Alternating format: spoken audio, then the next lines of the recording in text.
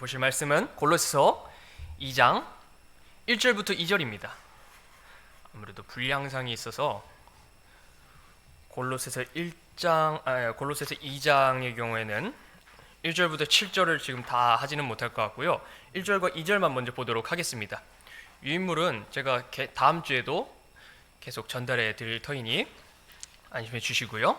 다음 시간에도 똑같은 유인물 혹은 좀 더 나은 유인물을 여러분들에게 전달해 주면서 계속해서 이 성경 공부를 이어가 보고자 합니다. 골로새서 2장 1절부터 2절입니다. 한 목소리로 읽도록 하겠습니다. 시작! 내가 너희와 라오디게아에 있는 자들과 육신으로 내 얼굴을 보지 못한 모든 자들을 위해 얼마나 큰 싸움을 싸우고 있는지 너희가 알기를 내가 원하노니 이것은 그들의 마음이 위로를 받고 그들이 사랑 안에서 함께 결합되어 깨달음에서 오는 충만한 확신의 모든 부요함에 이르며 하나님과 아버지와 그리스도의 신비를 인지하는 데 이르게 하려 함이라. 아멘. 여러분들은 매주 주일마다 어떠한 기대를 갖고 교회로 나오십니까? 마태복음에 기록된 대로 수고하고 무거운 짐진 상태에서 벗어나 그 모든 것을 내려두고 쉼을 얻을 수 있으리라는 기대를 가지고 오신 분도 있을 것이고, 오늘은 또 말씀을 통해 어떻게 세워질지 혹은 제 시간이 돌아오면은 유인물에 무슨 내용이 또 담겨져 있을지 그런 기대를 갖고 오시는 분들이 있으리라 생각합니다. 어찌 보면 주 하나님께서 받을 것을 두고 기대하는 하나님께 받을 것, 그러니까 주는 것보다는 무언가를 하나님으로부터 받을 것, 섬기는 이들로부터 받을 것을 두고 기대하는 경우가 많습니다. 그래서인지 간혹 부담을 짊어지는 일에 관하여 말하는 것이 망설여질 때가 있습니다. 그러니까 이제는 우리가 줄 차례입니다. 이제는 우리가 주어야만 합니다. 이걸 얘기하기가 조금 망설여질 때가 있어요. 그러나 성경 기록은 신약 성도들이 다른 염려나 고민을 하나 둘씩 짊어질 것이 아니라 우리에게 영적 부담을 가질 것을 촉구합니다. 사도 바울은 여전히 갇혀 있었지만 자신에게 맡겨진 그 신비를 전하는 사역이 아직 끝나지 않았기에 이렇게 서신을 이어가고 있습니다.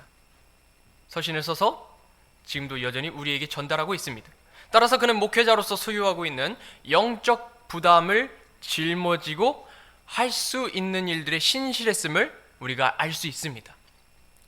골로새서 2장은 예수 그리스도에 대한 중대한 교리적 내용을 포함하지만 그와 동시에 본문은 사도 바울의 영적 부담이 무엇이었는지를 먼저 제시하고 있습니다.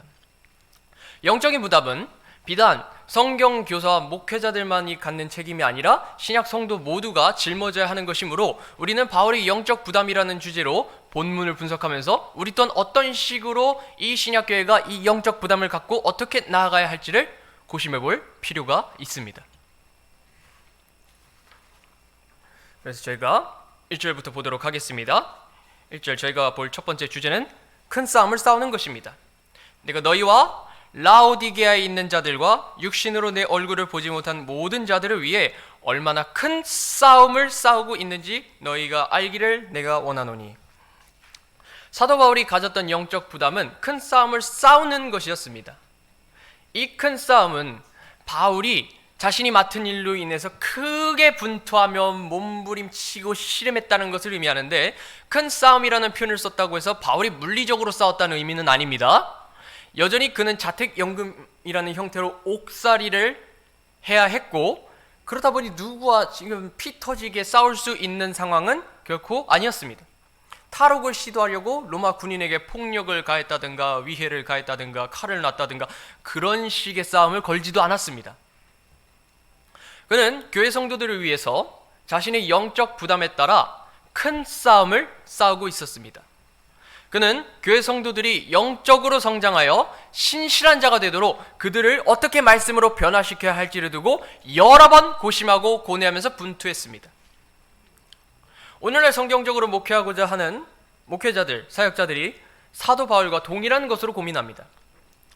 성도들이 영적으로 세워지기 위해서는 어떠한 말씀과 어떠한 정죄와 어떠한 도전이 필요할지 그것을 두고 성경 본문을 읽고 묵상해 나가면서 탐구해 갑니다.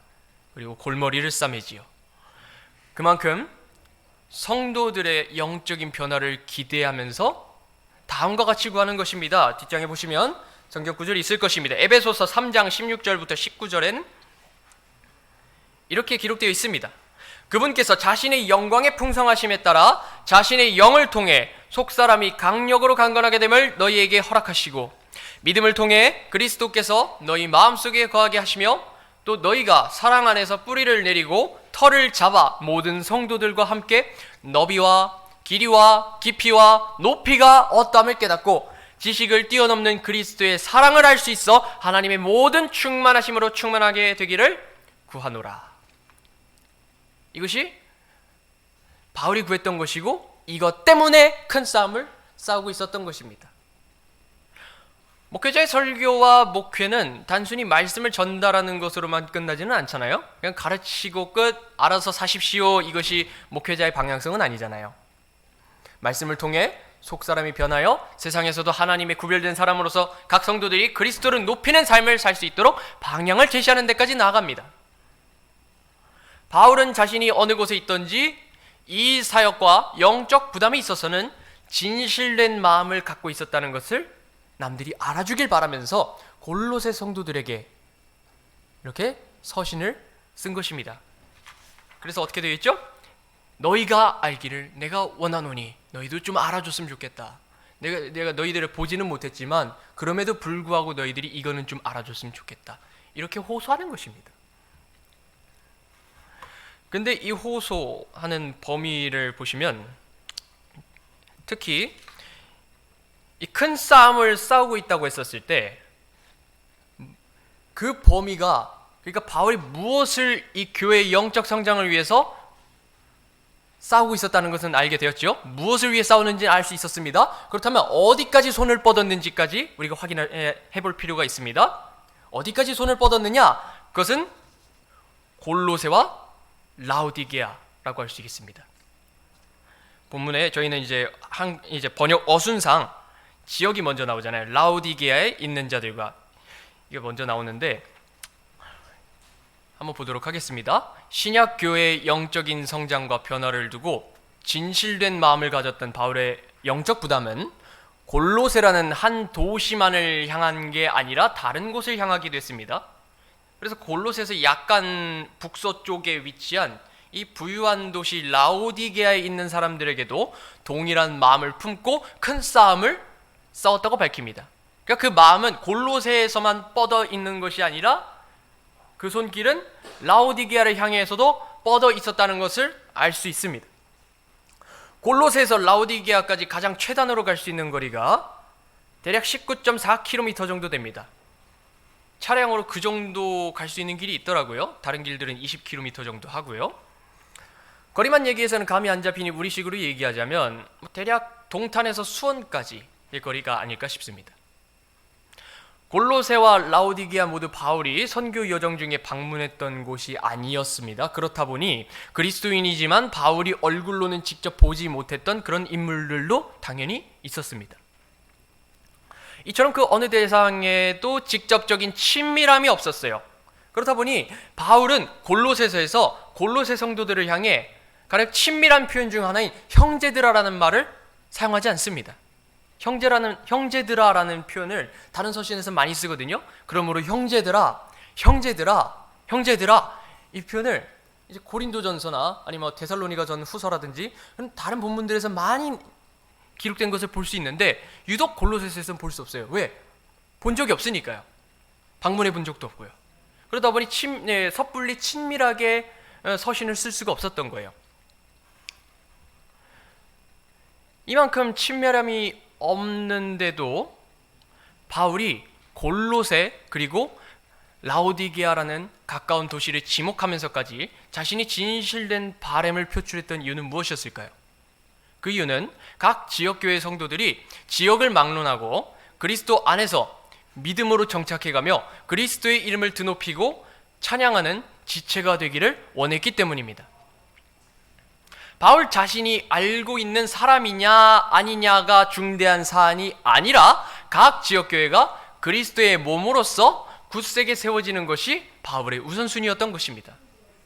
그래서 에베소서 4장 13절에서는 이렇게 말씀하고 있습니다. 이로써 마침내 우리가 다 믿음과 하나님의 아들을 아는 일에 하나가 되어 완전한 사람에 도달하여 그리스도의 충만하심에 장성한 분량에 이르리니, 이렇게 기록하고 있습니다. 그러니까 아는 사람들을 향해서만 손을 뻗는 것이 우선순위가 아니라 아는 사람이 됐건 아는 방문했던 교회가 됐건 그렇지 않건 모든 지역교회를 향해 마음을 쏟아부고 있었고 모든 지역교회들을 위해서 큰 싸움을 싸워왔음을 본문을 통해 이 바울의 심정을 이해할 수가 있습니다. 이걸 어떻게 적용해 보면 좋을까요? 이걸 적용하다면 이렇게도 적용해 볼 수 있겠습니다. 우리와 가까이에 있는 지역교회 중에는 수원에 기쁨 침례교회가 있고 또 오산에는 세우물 침례교회가 있어요. 우리 주변에도 분명 가까운 지역교회가 있는데 한 번도 방문한 적도 없고 어느 목사님께서 심하시는지는 모르겠고, 그리고 성도수는 몇 명인지 모르겠고 청년부는 얼마나 있는지도 모르겠고 그냥 몰라요. 가까이 있는데도 모릅니다. 그렇죠? 물론 저야 방문해 보기는 했었지만 목사님들도 여러 번 보기는 했었지만 최근에 또 봐야 되겠다 싶을 정도로 좀 오래도록 못 보고 있어요. 그 정도입니다. 그렇지만 바울의 영적 부담이 자신이 직접 가보지 못했던 지역교회에 뻗어나갔던 것처럼 우리 역시 우리가 방문하지 못했고 알지도 못하는 주변의 지역교회에 필요한 것이 공급되고 영적으로 쇠하지 않으며 부흥을 경험하게 될 수 있도록 우리가 이 배다리 침례교회 하듯이 다른 교회들을 위해서 기도하고 간구해야 할 것입니다. 뜬금없어 보이지만 결코 사소한 것이 아닙니다. 각 지역교회가 균일하게 영적으로 성장할 수 있도록 기도하는 것 역시 바울이 가졌던 영적 부담을 동일하게 짊어지는 일입니다. 바울이 큰 싸움을 싸웠던 것처럼 우리 역시 각 신약교회가 이 어려운 시기를 잘 지나갈 수 있기를 구하면서 분투하듯 기도하고 간구할 수 있어야 할 것입니다. 그리고 두 번째를 보도록 하겠습니다. 2절입니다. 2절에서 우리는 바울의 세심한 간구를 볼 수 있습니다. 바울이 세심하게 간구를 했다는 것은 그만큼 어디까지 큰 싸움을 싸웠는가, 무엇을 위해 큰 싸움을 싸웠는가, 그리고 어떻게 큰 싸움을 싸웠는가를 볼 수 있습니다. 이 세심한 간구를 통해서 이 바울의 진심이 어디까지 이르렀는지를 볼 수 있습니다. 다음과 같이 말합니다. 이것은 그들의 마음이 위로를 받고 그들이 사랑 안에서 함께 결합되어 깨달음에서 오는 충만한 확신의 모든 부요함에 이르며 하나님과 아버지와 그리스도의 신비를 인지하는데 이르게 하려 함이라 라고 말씀하고 있습니다. 바울의 영적 부담은 2절에서 보다 더 세심하게 다룹니다. 위로와 사랑, 깨달음 등 중요한 키워드들이 한 번에 많이 제시됩니다. 이 구절에서 나오는 주요한 키워드들은 비교 대상을 옆에다 나란히 두면 둘수록 그 특징이 더욱더 밝게 빛납니다.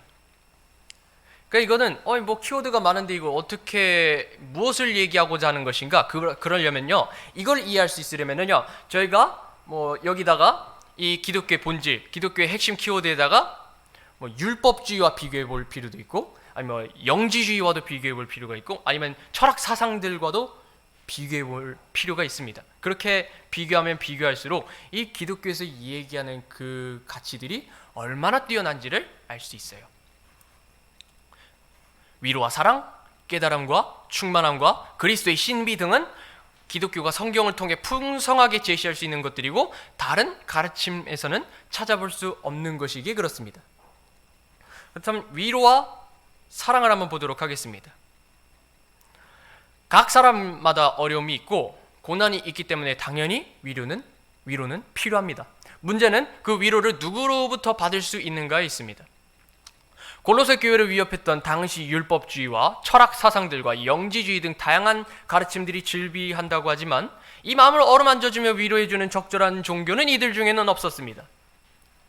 남들에게 할례를 행하고 율법을 지켜서 구원받으라는 이 율법주의에서 어떤 식으로 위로를 구하겠습니까? 철학 사상들을 파헤치고 어느 철학 사상가의 그 사상과 가르침을 받고 어떤 이치를 깨달으면 그것이 우리에게 위로가 됩니까? 어느 것도 위로를 줄 수 없습니다. 그러나 성경 기록은 우리의 마음에 위로의 손길을 내밀어주고 있습니다. 그것이 가능했던 이유는 우리가 믿는 하나님 아버지께서 모든 위로의 하나님이시기 때문입니다. 기록해 놓진 못했지만 고린도후서 1장 3절부터 4절에는 이렇게 말씀하고 있습니다. 하나님을 찬송할지어다. 그분은 곧 우리 주 예수 그리스도의 아버지시요 긍휼의 아버지시며 모든 위로의 하나님이시니라. 그분께서 우리가 모든 환난을 당할 때 우리를 위로하시면 우리 자신이 하나님께 위로받을 때 얻는 위로에 힘입어 우리가 어떤 고난 중에 있는 자들도 위로할 수 있게 하려 하심이라. 3절에서 뭐라고 얘기합니까? 모든 위로의 하나님이시니라 라고 말씀하고 있습니다. 성경 기록은 그 위로의 하나님을 제시하면서 우리가 그 하나님으로부터 위로받을 수 있다는 희망을 제시하고 있습니다. 또한 사랑이라는 주제에 있어서도 마찬가지입니다. 그 위로의 하나님께서는 각 성도들에게 사랑하라 가르치신 하나님이셨습니다. 그래서 사랑하라고 가르치셨고 바울은 거기에 대해서 1절 많은 코멘트를 달지 않고 데살로니가전서 4장 9절에서 이렇게 말씀하고 있습니다. 이거는 저희 유인물에도 같이 확인할 수 있는데요. 데살로니가전서 4장 9절 한 목소리로 읽도록 하겠습니다. 한 목소리로 읽도록 하겠습니다. 시작. 그러나 형제 사랑에 관하여는 내가 너희에게 쓸 필요가 없나니 이는 서로 사랑할 것을 너희 자신이 하나님에게서 가르침을 받았기 때문이라. 그렇죠. 하나님께서 예수님을 십자가의 죽음에 내주신 것이 죄인들을 향한 하나님의 사랑의 최상의 증거였습니다. 하나님께서 예수 그리스도를 통해 그 크신 사랑을 보여주신 것처럼 바울은 성도들이 사랑함으로 함께 결합되어야 한다 말합니다. 여기서 바울의 영적 부담이 무엇인지 또 나타납니다. 그것은 성도들이 연합하도록 이끄는 일이었습니다. 그것 또한 바울이 가지고 있었던 사역자로서 가지고 있었던 영적 부담이었습니다. 또한 그것은 교회를 향한 하나님의 뜻이었습니다. 하나님께서는 우리가 그리스도 안에서 하나가 되길 원하시고 그 연합을 굳건히 하도록 사랑 안에서 결합되게 하신 것입니다. 이 하나님의 뜻에 따라 우리는 예수 그리스도의 사랑 안에서 성령께서 이루신 그 연합을 지켜나가야 합니다. 그래서 에베소서 4장 3절은 이렇게 말씀하고 있습니다. 밑에 있습니다. 화평에 매는 띠로 성령께서 하나 되게 하신 것을 힘써 지키라. 이렇게 말씀하고 있습니다. 즉 우리는 위로와 사랑 이 키워드들을 통해서 알 수 있는 것은 그것이 기독교에서 풍성히 제시할 수 있는 것들이고 또한 바울의 영적 부담은 그 위로와 사랑을 통해서 신약 성도들이 연합할 수 있도록 이끄는 것이 바울의 영적 부담이었다는 것을 우리가 기억할 필요가 있습니다. 그리고 두 번째 주제입니다. 신비를 깨닫고 확신시키는 일이었습니다.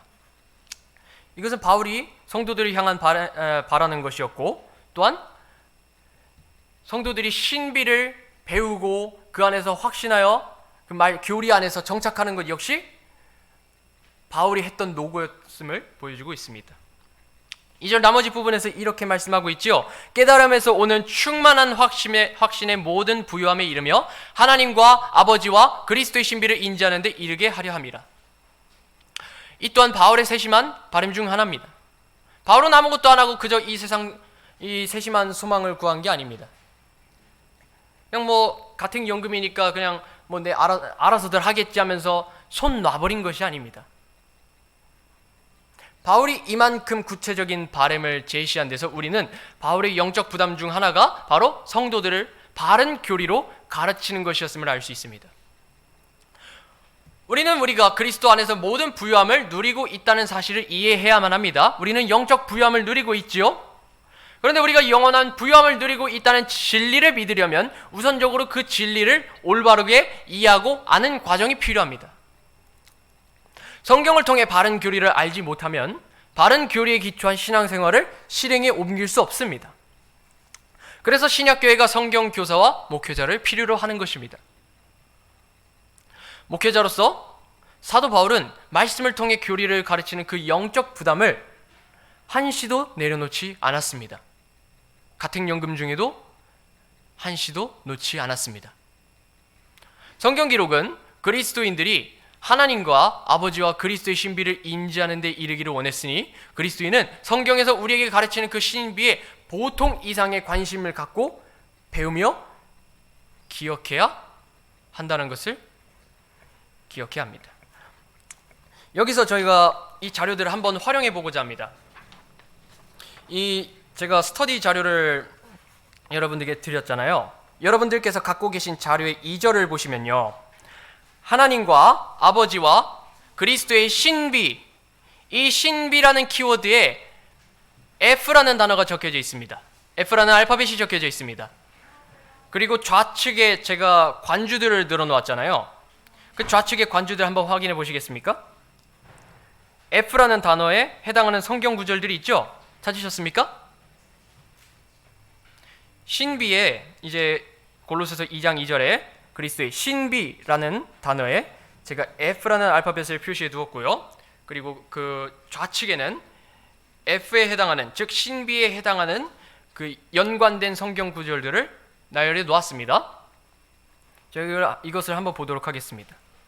그 관주들을 쭉 한번 찾아보시길 바랍니다. 청교도 신학자인 헤딩턴의 존 브라운은 자그마치 20만 개가 넘는 관주를 편집하면서 그리스도인이 반드시 깨닫고 기억해야만 하는 신비들만 콕 집어서 제시합니다. 관주 F에 첫 번째로 제시된 성경 구절이 어떤 것입니까? 요한일서 5장 7절이죠. 여기서 알 수 있는 것은 당시 헤딩턴의 존 브라운이라는 이 신학자 역시 요한일서 5장 7절을 하나님의 말씀으로 믿었음을 보여줍니다. 저희가 찾아보면 이런 말씀이 있음을 볼 수 있습니다. 요한일서 5장 7절 한번 볼까요? 이것은 저희가 유인물에도 기록해 놨어요. 유인물 뒷면을 보시면 관주 F에 나오는 핵심 구절들이라 적혀져 있을 겁니다. 그 밑에 요한일서 5장 7절이 있어요.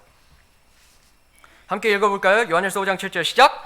하늘에 증언하는 세 분이 계시니 곧 아버지와 말씀과 성령님이시라. 또 이 세 분은 하나이시니라. 기독교에서 가르치는 신비 중에 가장 제일로 여겨야 하는 신비는 우리가 믿는 삼위일체 하나님의 신비입니다. 아버지와 아들이신 말씀과 성령님께서 각각 위격을 갖고 계시지만 세 분의 신으로 존재하는 것이 아니라 한 하나님으로 계시다는 것. 이것은 우리가 믿는 하나님께서 인간의 이해를 초월하는 주 하나님이심을 잘 드러내고 있습니다. 그리고 마태복음 28장 19절 역시 삼위일체 하나님의 신비에 대해서 가르치고 있습니다. 여기서 할 수 있는 것은 기독교에 있어서 복음을 가르치는 것도 중요하지만 삼위일체 신비를 가르치는 것 또한 신약교회가 해야 될 일임을 성경은 가르치고 있습니다. 그리고 여러 구절들을 좀 지나고 보면요, 요한복음 3장 16절도 보이고요. 그리고 또 이사야서 7장 14절이 보일 것입니다. 이사야서 7장 14절은 다음과 같이 말씀하고 있습니다. 그러므로 주께서 친히 한 표적을 너희에게 주시리니 보라, 처녀가 수태하여 아들을 낳고 그의 이름을 임마누엘이라 하리라. 우리를 구원하신 그리스도 예수님께서는 이전에 여자의 씨에서 나실 것이라 예언되었고, 대언자 이사야는 처녀가 수태하여 아들을 출생하는 방식으로 구원자가 이 땅에 오실 것을 예언했습니다. 이것을 우리가 처녀 탄생이라는 교리로 믿고 받아들이고 있습니다. 이 또한 인간이 과학을 동원하여 재현할 수 없고 하나님께서 초자연적인 권능을 행하지 않고서는 결코 일어날 수 없는 일이기에 신비라고 불리기에 합당한 진리입니다. 그리고 또 다른 신비에 대해서 가르칠 필요가 있는데 그 다음 구절이 무엇이지요? 디모데전서 3장 16절입니다. 디모데전서 3장 16절로 유인물에 제가 적어놨으니 한번 참고해 주시고요. 아시다시피 하나님께서 육체 안에 나타났다는 그 신비를 가르치고 있습니다. 디모데전서 3장 16절 함께 읽도록 하겠습니다. 시작! 논쟁의 여지가 없이 하나님의 성품의 신비는 위대하도다. 하나님께서 육체 안에 나타나시고 성령 안에서 의롭다 인정받으시고 천사들에게 보이시고 이방인들에게 선포되시고 세상에서 사람들이 믿는 분이 되시고 들려서 영광으로 들어가셨느니라. 보이지 않으신 하나님께서 죄인들을 구원하시려고 친히 몸을 입고 나타나셨다는 것은 그 무엇보다도 뛰어난 신비입니다. 그래서 하나님의 성품의 신비는 위대하도다라고 찬송합니다. 예수님은 단지 육신을 입고 나타난 사람 정도에 지나는 분이 아니었고 공인본문과 킹제임스 성경이 기록된 그대로 육체 안에 나타나신 하나님 그 자체이셨습니다. 사람의 몸을 입고도 그분의 신격은 여러 이적과 기적 그리고 부활을 통해 밝히 드러났습니다. 이처럼 삼위일체의 신비, 처녀 탄생의 신비, 그리고 성육신의 신비는 하나님의 구원 역사에 있어서 중대한 교리적 진리로 자리 잡고 있습니다. 바울이 자신이 맡았던 영적 부담에 따라 신약 성도들에게 계시된 여러 신비를 전하는데 온 힘을 다했던 것처럼 우리는 이 영적 부담을 갖고서 성경이 여전히 우리에게 선포하는 그 동일한 신비와 은혜의 복음을 가르치고 선포하는 데 있어 분투해야 할 것입니다. 또한 이 신비를 잊지 않고 기억해야 할 것입니다. 왜냐하면 그것이 우리에게 주어지는 또 다른 영적 부담이기 때문에 그렇습니다. 여기서 말씀을 정리하도록 하겠습니다. 지금까지 딱 두 구절밖에 다루지 않았지만 바로 이 영적 부담은 그냥 뭐 쉬운 거 아니냐, 껌이네, 오늘날 직장 생활과 뭐 비슷하다, 뭐 이 정도로 그냥 섣불리 판단할 수 있는 분량이 아니었습니다. 바울은 말씀으로 성장하는 신약교회의 변화를 보기 위해 하루하루를 분투해왔고 자신이 직접 방문하지도 않은 교회에 진심을 담아서 교리적인 핵심이 담긴 서신까지 보냈습니다. 그뿐만 아니라 성도들이 사랑 안에서 결합하도록 연합을 위해서 힘써야 한다는 것과 성경 기록으로 바른 교리와 신비를 가르치는 영적인 부담을 가졌습니다. 정말이지 하나하나가 쉽지 않은 일입니다. 그 일을 감옥 가서도 계속 해왔던 것입니다. 성도들에게도 복음 전도와 자녀 양육과 섬김이라는 여러 영적 부담을 위해서 함께 힘써 왔을 것인데 그 성도들 역시 그러한 부담을 위해서 힘써 왔고 그렇게 살아오면서 또 교회도 오고 말씀을 듣고 한 거 아니겠습니까? 그럼에도 목회자가 단독으로 짊어지는 영적 부담이 있기 마련입니다. 사도 바울이 감옥에서 마음 추스리지 못한 채 그냥 하나님께서 힘을 주시나 보다 하고 그냥 쉰 것이 아니라 마음 추스리지도 못하고 큰 싸움을 싸웠던 것처럼 목회자 역시 목회와 말씀 사역을 위해 고군분투하는 한 주간을 보냈을 것입니다. 우리는 본문을 통해 각 성도들에게 맡겨진 그 영적 책임이 있기도 하지만 사랑하고 위로하고 신비들을 기억하고 전하고 하는 일도 중요하지만 특히 복음을 맡은 사역자들을 위해 기도해 주는 것 역시 우리에게 맡겨진 영적 책임 중 하나라는 결론을 이끌어낼 수 있습니다. 말씀이 공급되는 은혜는 목회자의 큰 싸움이 있었다는 것을 기억하면서 오늘 주어질 하나님의 말씀을 기대하는 마음이 크시다면 그 큰 기대하는 마음을 가지고 목회자를 위해 더더욱더 전심으로 기도해야 할 것입니다. 가끔 목회자 이제 나영성 목사님의 건강 소식을 들으면요, 가끔 가슴이 철렁 내려앉을 때가 있어요. 가끔 심장이 안 좋으시다 하시면요, 어떡하지부터 생각하게 돼요. 근데 이것은 뒤집어 생각해 보면은 심장 뒤집어 엎어질 정도로 말씀 사역을 위해서 그간 이 한 주 동안 얼마나 고군분투하고 얼마나 말씀으로 씨름해 왔는지를 우리가 다 이해하진 못하지만 적어도 그래 왔다는 것을 깨달을 필요가 있겠지요. 그로써 오늘도 하나님의 말씀의 풍성한 공급 안에서 교리와 교제가 풍성히 넘치는 것을 경험할 수 있도록 목회자를 위해서 오늘도 열심히 기도할 수 있기를, 목회자가 영적 부담을 잘 수행할 수 있도록, 잘 감당할 수 있도록, 우리에게도 맡겨진 영적 부담이 있기 때문에 우리도 영적 부담을 갖고 우리가 할 수 있는 일들을 할 수 있도록 성령님께 힘을 구하는 것도 중요하지만 그와 동시에 목회자를 위해서 더더욱더 기도하면서 교리와 교제가 풍성히 넘치는 것을 경험하는, 그리고 그 안에서 영적인 성장을 경험하는 배단위 침례교회 성도 여러분이 되시길 소망합니다. 아침 성경 공부 마무리 짓겠고요. 남은 시간 동안 목사님께서 건강하게 아무 탈 없이 말씀을 전달할 수 있도록 오늘도 그러한 공급의 은혜를 기대하면서 더더욱더 전심으로 나영성 목사님 위해 기도하면서 오전 예배 준비하도록 하겠습니다.